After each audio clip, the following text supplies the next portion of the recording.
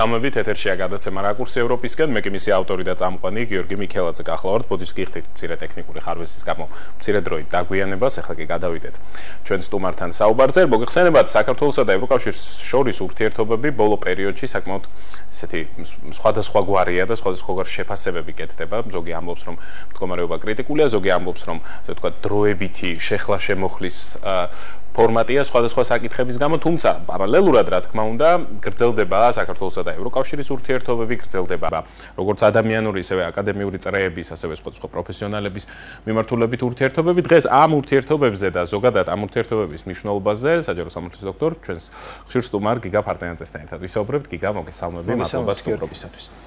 გიგა, როგორც ვიცი, ეს საკმაოდ დატვირთული ზაფხული გაქვს კონფერენციების თვალსაზრისით, ერთ-ერთი ეხახანს ჩატარდა კიდევ როგორც ვიცი იქნება რომ მოგვიყია ამ კონფერენციების შესახებ რომელიც მათ შორის ვიცი რომ კავშირშია ევროკავშირთან და ევროპულ სტრუქტურებთან. რა თქმა უნდა. მივესალმებით ჩვენს ტელემაყურებლებს. ძალიან საინტერესო და მნიშვნელოვანი ღონისძიება უმასპინძლა ჩვენმა ლამაზმა ქალაქმა ივნისის 8-12 რიცხვებში.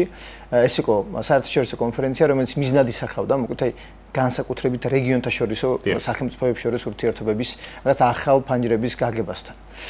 საიდან წამოვიდა ამის იდეა? ეს იდეა დაიბადა დიდ ბრიტანეთში, როდესაც 2024 წელს მე მიყופებოდი ჯონ სმით ტრასტით პროგრამის ფარგლებში, მოკლედ, სადაც დაახლოებით 10 ქვეყნის სხვადასხვა წარმომადგენელი ღებულობდა მონაწილეობას ამ პროგრამის ფარგლებში. და უნდა აღინიშნოს, რომ იქვე დაიგეგმა უკვე ჩვენს ბრიტანელ და იმ 10 ქვეყნის წარმომადგენლებთან ურთიერთობაში. არის საუბარი აღმოსავლეთ ევროპის ქვეყნებზე, არის საუბარი სამხრეთ კავკასიის ქვეყნებზე და არის საუბარი ცენტრალური აქეთ ჩვენი სამეზობლო, მოკლედ ცენტრალური აზიის ქვეყნებზე.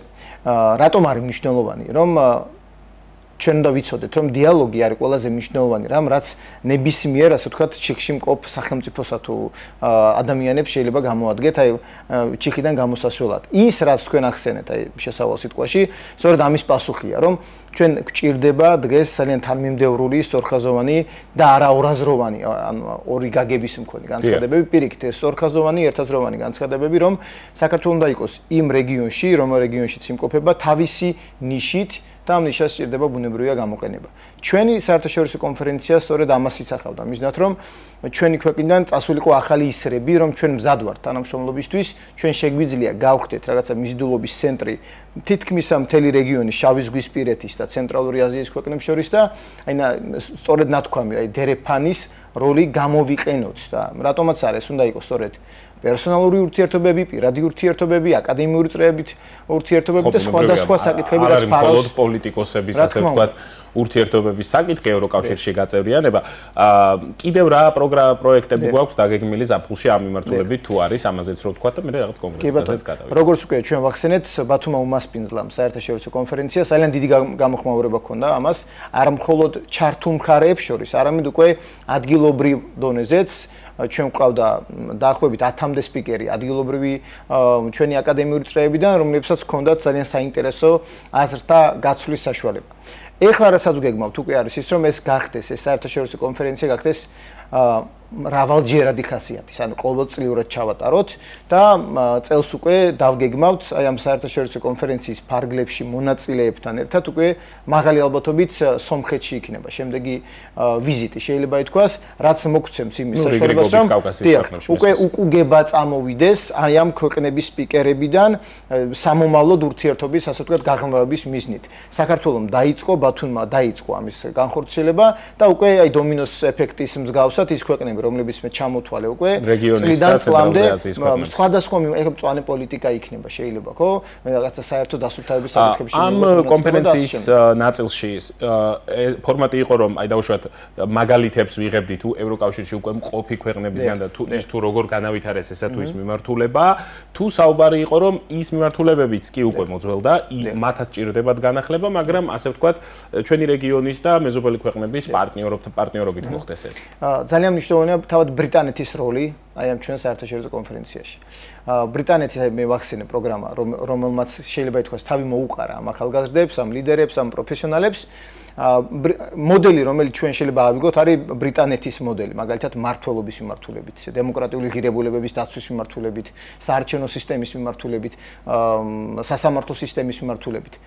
და ის ქვეყნები, რომელიც უკვე ჩამოთვალეთ, უკრაინა, მოლდოვა, საქართველო, სომხეთი, აზერბაიჯანი და ასე შემდეგ, სწორედ რომ ჩვენ ცენტრალური აზიის ქვეყნები ხუთივე, ჩვენ შეგვიძლია რომ ერთმანეთის საუკეთესო მაგალითები ვიყოთ რა. აი ჩვენს ქვეყანას შეუძლია მაგალითად სხვადასხვა მიმართულებითაც ჩვენას რომ ამ მიმართულებით თქვენ აი იგივე იუსტიციის რეფორმა ავიღოთ, ან სერვისების მიწოდება, ელექტრონული სერვისები. ქვეყნები საქართველოს ამ მხრივ მაგალითად სერვისების იმაში უპირობო ლიდერია. რაც ჩვენ ბიუროკრატიული მიმართულებით ჯეროთ ჩამოსული იყვნენ ჩვენი სტუმრები, ჩვენ ვაჩვენეთ აი ეს ეგრეთ წოდებული ელექტრონული სერვისები რაოდენ სწრაფად არის მიწოდებისთვის მზად. შესაბამისად უკვე ისინი მზაობას გამოთქვამენ რომ ჩვენ შეგვიძლია დავნერგოთ ეს სისტემა. იგივე განათლების რეფორმის მიმართულებით ბევრად უფრო ძლიერი განათლების სისტემა გაგვაჩინა. ჩვენ მაგალითად ვიდრე სხვა ბევრად მოქნილია. აი თავისუფალი სისტემა გვაქვს. ჩვენ შეგვიძლია ვიყოთ სხვადასხვა მიმართულებით მაგალითი ქვეყანა, მაგრამ ჩვენ ასევე შეგვიძლია ავიღოთ მაგალითი სხვა ქვეყნებისგან, აი მაგალითად რესურსების მობილიზების ნაწილში, რა შეიძლება გაკეთდეს აი გადამუშავების ნაწილში, მწვანე პოლიტიკის ნაწილში და ასე შემდეგ. სწორედ ეს ქვეყნებია შერჩეული იმისთვის, რომ გავამდიდროთ ჩვენ აი მრავალფეროვნებით უფრო გავაძლიეროთ ჩვენი რეგიონი. საინტერესოა შენ რომ ახსენე დერეფნის საკითხი, რადგან ეხლა ხანს ბრიტანეთში სხვა ფორმატში, ბევრად უფრო ისეთი ბიზნესმენთა წრეთა შეხვედრა იყო, სადაც ხაზი გაესვა მათ შორის ისევ ამ დერეფნის მნიშვნელობას და ცენტრალური აზიის ქვეყნების, კავკასიის ქვეყნებისგან პირდაპირ ეკონომიკურ კავშირს ევროპის ქვეყნებთან და ისევ ბრიტანეთი არის ამის კურატორი, უბრალოდ საინტერესოდ დაემთხვა ასე ვთქვათ პოზიციები. უშუალოდ კონფერენციაზე რა იყო ძირითადი საკითხი, იგივე საქართველოსთან მიმართებაში, რა ჩვენი უცხოელი მეგობრების მიერ გაჟღერდა, რომელიც ჩამოსული იყო გულისხმობ არა მარტო ევროპელებს, არამედ მათ შორის ცენტრალური აზიის და ქვეყნებს. როგორც ვახსენე, რამოდენიმე თემას მოიცავდა ქართული მხარე, ანუ საქართველოს სპიკერები, ეს ზოგი იყო მაგალითად საპარლამენტო კონტროლის მექანიზმები, ჩვენ როგორც ავტონომიურ რესპუბლიკას გვაქვს ამის საშუალება, ფუფუნება. შეიძლება ითქვას, რომ რეგიონიდან ვისაუბროთ საპარლამენტო კონტროლზე, იმიტომ რომ არის უმაღლესი საბჭო და შესაბამისად ეს ავტონომიურობის სტატუსი ძალიან მნიშვნელოვანია. ამის გაგრძელებით დეცენტრალიზაციის სტანდარტზე და ხარისხზე ვისაუბრეთ. ჩართულობაზე, ანუ ადგილობრივი ხელისუფლებისა და მოქალაქეების როლი, რამდენად არის ეს ყველაფერი დაბალანსებული, რამდენად ხდება მოქალაქეების აზრის გათვალისწინება გადაწყვეტილების მიღების პროცესში. და ეს გახდა მათთვის ძალიან საინტერესო, რატომ? იმიტომ რომ აი თუნდაც პრაქტიკა რომ მე ხვდება თავის მოქალაქეებს ან ადამიანებს აქვთ საშუალება რომ ინიციატივა წარუდგინონ და შესაბამისად ბიუჯეტში გაითვალისწინონ, ძალიან მნიშვნელოვანია. აქ მეორე საკითხია, პარტიული ინტერესი, ამაზე საერთოდ არ ვსაუბრობთ. ჩვენ ვსაუბრობთ მოქალაქეებს რამდენად შეუძლიათ გადაწყვეტილების მიღების პროცესში იყვნენ ჩართული. რამდენად კანონმდებლობა იძლევა ამის რამდენად მოქნილია თავად აი ეს სახელმწიფო სისტემა, რომ მოქალაქეების, აი მესამე სექტორის ადგილობრივი წარმომადგენლების მოქალაქეების ინტერესები იყოს კონტროლირებული. უნივერსიტეტის მხარდაჭერითაც გახორციელდა, ხო? აუცილებლად უნდა ვახსენოთ, რომ ჩვენი პროექტი, ჩვენი საერთაშორისო კონფერენცია დაიგეგმა არასამთავრობო ორგანიზაცია ახალგაზრდული უმაღლესი საბჭოს მიერ და ბათუმის სახელმწიფო უნივერსიტეტი იყო პარტნიორი უნივერსიტეტი, რომელმაც ძალიან დიდი და მნიშვნელოვანი მხარდაჭერა აგვithქვა და რა თქმა უნდა ვახსენოთ ფინანსური მხარე, რომელიც ფინანსური მხარდაჭერითაც განათლებისა და კულტურის სამინისტროს ფინანსური მხარდაჭერით აი თავისუფალი პროექტების ნაწილში მოხდა მოკლედ ჩვენი ამ მნიშვნელოვანი კონფერენციის მასპინძლობა. იმიტომ ვკითხე რომ ხშირად არის ესეთი მომენტი რომ პოლიტიკამ ასე ვთქვათ და კონკრეტულმა დაპირისპირებებმა თუ უთანხმოებებმა იცის იმის გამოწვევა რომ თითქოს ეს ყველაფერზე ვრცელდება ასე ვთქვათ ყველა ტიპის ურთიერთობებზე და ჩვენ ხშირად აქ გვისაუბრია კიდევაც ამაზე რომ ევროკავშირთან ურთიერთობა არ არის მხოლოდ პრეზიდენტების ურთიერთობა და პრემიერ-მინისტრების ურთიერთობა, ეს არის მათ შორის ხალხთა ურთიერთობა, პირველ რიგში უფრო ხშირად რადგან გაწევრიანების შემდეგ უფრო ნაკლებად შემოდის პოლიტიკა, მეტად შემოდის ეკონომიკა და სოციალურ-კულტურული ფაქტორები. ამ კუთხით მე მაინტერესებს თუ შეიცვალა რამე აკადემიურ გარემოში ბოლო 6 თვეში ურთიერთობების თვალსაზრისით, რადგან ჩვენი განათლების სისტემა ფაქტიურად მთლიანობაში მიბმული იყო სწორედ ევროკავშირთან, ევროპასთან და ეს გაცვლითი პროგრამები და ასე შემდეგ, მათ შორის შენც აი ახსენე გაცვლითი პროგრამით ვიყავიო და ასე შემდეგ ბევრჯერ ყოფილხარ. მაინტერესებს ამ ხრივ რაიმე ცვლილება თუ არის. მე შემიძლია ვისაუბრო ჩემს გამოცდილებაზე, პერსონალურ გამოცდილებაზე, აი ჩვენს ურთიერთობას და გადაწყვეტილების მიმგებირებთან ურთიერთობას, ბათუმის სახელმწიფო უნივერსიტეტის რექტორზე ვისაუბრებ თუნდაც. ჩვენ გქონდა ძალიან კარგი კომუნიკაცია და ამ კომუნიკაციის შედეგად ჩვენ მოგვეცა იმის საშუალება, რომ ასეთ საერთაშორისო დონის კონფერენციას უმასპინძლა ბათუმმა. ამას დავამატოთ ისიც, რომ აი ყოველწლიურად კონტინგენტი აი ერასმუსის პროგრამის ფარგლებში გაცვლა იქნება ეს აკადემიური პირების თუ სტუდენტების, ეს არ შეხებია აი ამ ეგრეთ წოდებულ турბულენტობას, მოდი დავარქვათ, ურთიერთობის დაძაბულობას, ხო, დაძაბულობას ევროკავშირთან. რა თქმა უნდა, გამოწვევები ამ მიმართულებით ძალიან დიდია, ეს უნდა ჩვენ ვახსენოთ, მაგრამ ის რომ აკადემიურ სივრცეში ჩვენ სტუდენტებს ან აკადემიურ წრეებს წავართვათ იმის შესაძლებლობა, რომ პირდაპირ ხიდები ვაშენოთ ევროკავშირთან, ბუნებრივია ამ ეტაპზე ჯერ არა ვართ და იმეც ვიტოვებ, რომ არათუ ეს ეტაპი დაგვიდგება დღის ესე არამედ პირიქით გაღრმავდება და უფრო მეტად იქნება ხელშესახები შედეგები და მინდა ვახსენო პერსონალური, ანუ სოლო აქტივობა არის გადამწყვეტი ევროკავშირთან ურთიერთობაში, იმიტომ რომ ამას შეუძლია სხვადასხვა პროექტების მობილიზება და ამ პროექტებს შეუძლია უკვე კონკრეტული შედეგის დადება ჩვენი ქვეყნისათვის. გულისხმობ, რომ კონკრეტულ ინდივიდუალური აქტიურობა შეუძლიათ განახორციელონ მათ შორის ისეთი რაღაცა, რაც შემდგომში შეიძლება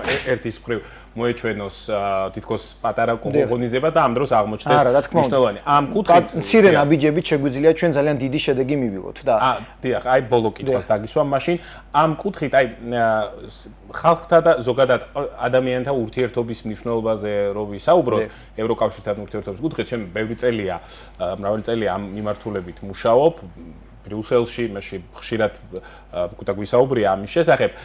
ზოგადად აი ადამიანური ურთიერთობის დონეზე როგორ ჩანს დამოკიდებულება და ურთიერთსურვილი ერთად ყოფნისა და ერთმანეთთან ურთიერთობის. ალბათ ამის შედეგი იყო ის, რომ ჩვენ მოვახერხეთ და ჩამოვიყვანეთ ამ რაოდენობის ადამიანები და მზაობა სამწუხაროდ ბიუჯეტის საკითხი იყო, თორე შეიძლება 20 სპიკერის ნაცვლად ყოფილიყო 30 სპიკერი.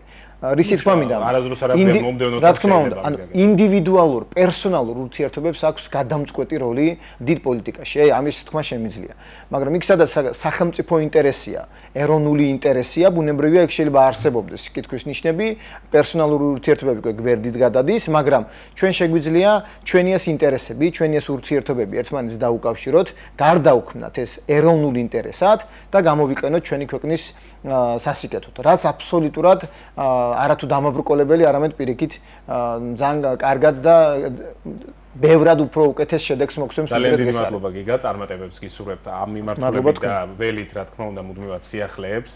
შენ ბევრი ბანალენ პროექტში ხარ და ყველა პროექტი ჩვენ საინტერესოა. წარმატებებს გისურვებთ, დაგემშვიდობები ახლა. გადაცემა ამით დასრულებულია, არ გადართოთ 6 საათზე უკვე მთავარი დაიწყება.